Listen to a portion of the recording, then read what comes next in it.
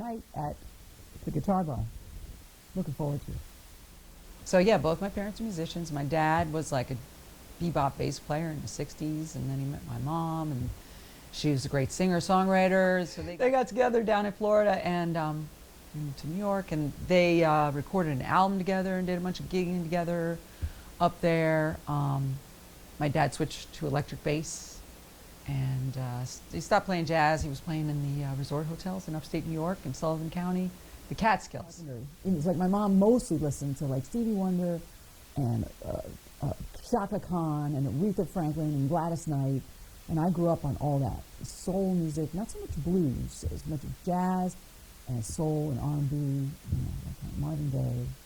So in the 80s, my sister started playing guitar, and she started like getting into like all this heavy stuff, like Iron Maiden and Judas Priest and stuff, and I was kind of like getting into it. And so, even though I swore I would never be a musician, there was a bass in the corner, and I just picked it up, and started playing it, and right away I was like, oh, okay, now I know why I'm alive.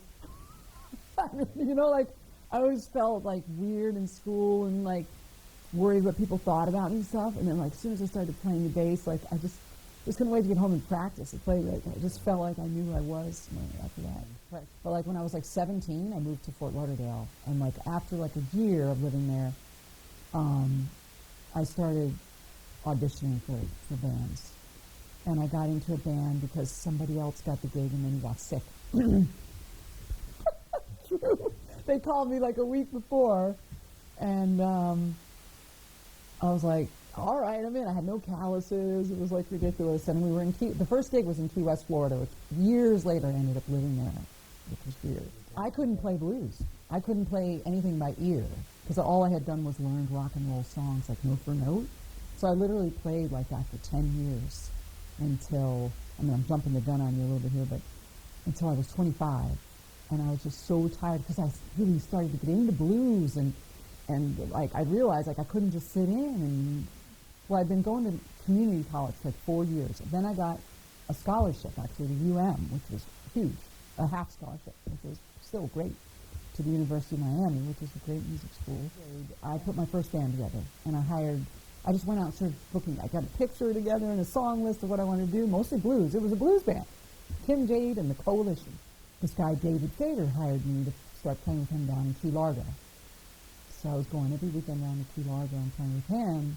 And this is when I started learning like Brazilian, not so much Brazilian, that came a little later, but like Latin. A lot of his music was like pseudo-Latin and a lot of jazz, So I actually got to apply what I was learning in school, so studying jazz, and reading charts. Like after I was playing with David in Miami, I put a band together with this woman that I went to school with, and she was into Brazilian music. Anyway, we had a band called Night and Day, and we worked all the time in Miami and Hollywood. And then after that, I got really into samba. I could play sambas and bossas. That's the best bass. That's the best. I mean, like, if you want to have fun playing bass, play some sambas. But anyway, or funk, or blues. But then I went to New York, and I recorded an album up there in 2004 of originals. This is when I started writing and doing original music. I'm going to quote my favorite bass player, well, one of the top three, Rocco Prestia, from Tower Power. And I say, Rocco, why don't you take solos? And he says, what? I'm soloing all night.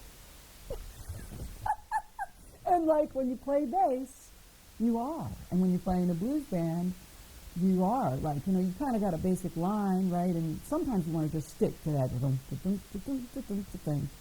But like if it's a shuffle and it goes to a swing, I love that. I love the opportunity to be able to open up a little bit and try to remember what I learned in school. But from the moment I picked up the bass, I sang. I learned "Running with the Devil" was the first song by Van Halen. Yes, and I still love this. And as I'm playing it, I just started singing too.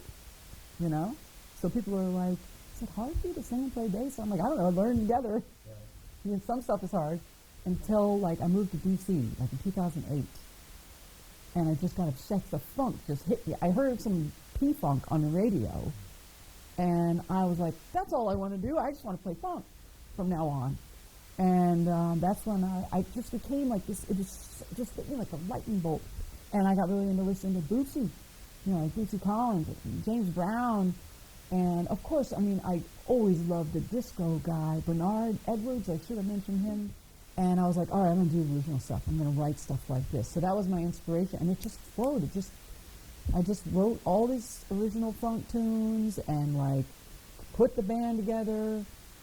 Started doing some gigs in D.C. at this one place where I already had some connects, and then some other spots. And then the band was called was called The Good Thing, like named after the James Brown song. I got a good thing, don't want to give it up, anyway.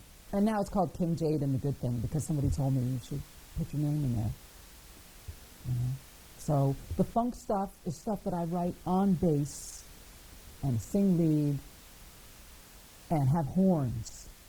So in addition to playing the bass, I also play guitar, which I've sort of fiddled with on and off for years, and got more serious with it like in the past 6 years. And I do looping, and I play gigs as a solo artist. I write songs on the guitar, which are generally not funky, a little bit, but not like the bands.